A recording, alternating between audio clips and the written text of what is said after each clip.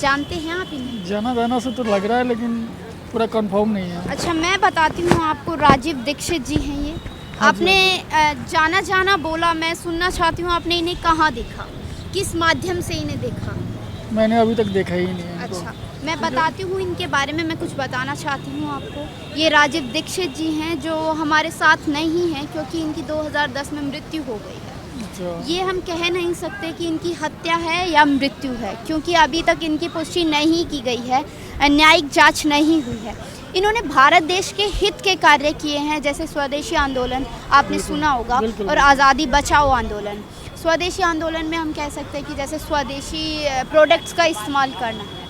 आप इनके व्याख्यान सुन सकते हैं, इनके करीब 12,000 से ज़्यादा व्याख्यान यूट्यूब पर हैं। आप यूट्यूब चलाते हैं? बिल्कुल चलाते हैं। अच्छा, आप राजीव दीक्षित जी को सर्च करें और राजीव दीक्षित जी के जो व्याख्यान हैं आपको प्राप्त हो जाएंगे, वहाँ से उनकी जानकारी मिल जाएगी। ओके। और आप राजीव दीक्षित के व्याख्यानों को अपने जीवन में अपना सकते हैं, क्योंकि आज की जो ज़िंदगी है, आज हमें इतनी सारी प्रॉब्लम्स का होती हैं, फेस करनी पड़ती है, उनका समाधान आप इनके व्याख्यानों में जान सकते हैं। ओके। देखा है, कहाँ देखा है? कई जगह दिल्ली में भी देखा हूँ। जी, किस माध्यम से जाना है आपने? अब इतना विस्तार में तो मुझे नहीं मालूम। टीवी में देखा है, वीडियो में देखा? वैसे भी देखा हूँ, जी, कब से जानते हैं आप? करीब 2 साल से।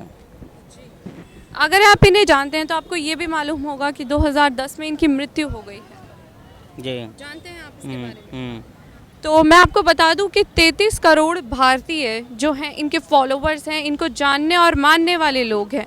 उनका कहना है कि उनकी मृत्यु नहीं, हत्या की गई है, क्योंकि जो हैं इन्होंने स्वदेशी बचाओ आंदोलन और आज़ादी बचाओ आंदोलन जैसे आंदोलनों में ये उनके महासचिव रहे हैं। और पतंजलि का नाम तो आपने सुना होगा। जी।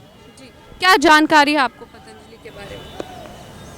पतंजलि के बारे में बहुत जानकारी है, बाबा रामदेव जी का जो है वही ना। जी हम्म। जी, जैसे कि आपने कहा बाबा रामदेव जी, लेकिन मैं आपको बताना चाहूँगी बाबा रामदेव जी ने से पहले इनका आइडिया था पतंजलि को जो चालू करने का है, वो इन्हीं का था कि लोग आयुर्वेद से ज़्यादा जागरूक हों।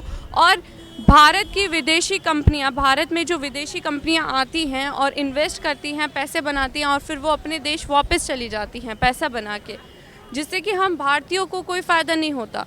क्या आप इस बात से सहमत हैं? बिल्कुल है, बिल्कुल है। तो उनके खिलाफ भी इन्होंने आंदोलन किया था और उनकी यही विचारधारा थी कि हमारे देश में जो भी खदान हैं, जो भी हमारे देश में जो आयुर्वेद की जड़ी बूटियाँ पाई जाती हैं, वो किसी और देश में नहीं पाई जाती जितना कि भारत देश में पाई जाती है। तो हम उन कंपनियों का बहिष्कार कर अपने आयुर्वेद के माध्यम से चलें तो हमारे जीवन में किसी चीज़ की कमी नहीं होगी। इवन ये देखिए कि 1967 में इनका जन्म हुआ था उत्तर प्रदेश में।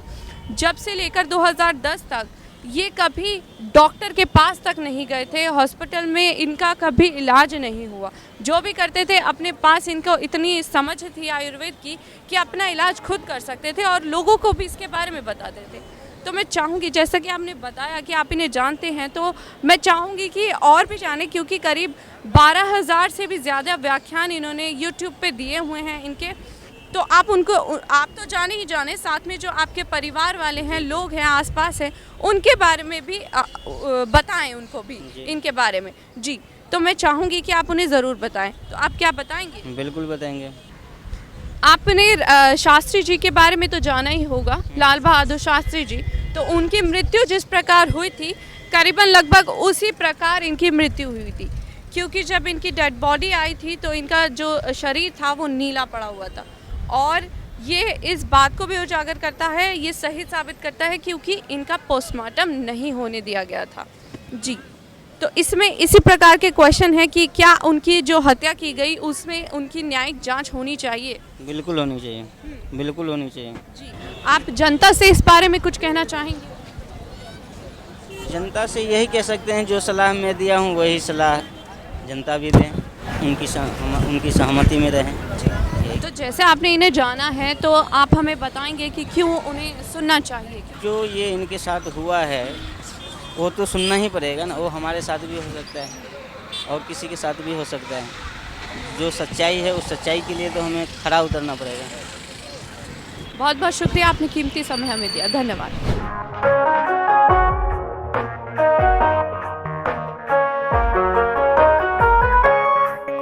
दोस्तों सबसे पहले तो चैनल सब्सक्राइब करें, फिर लाइक, कमेंट और शेयर करें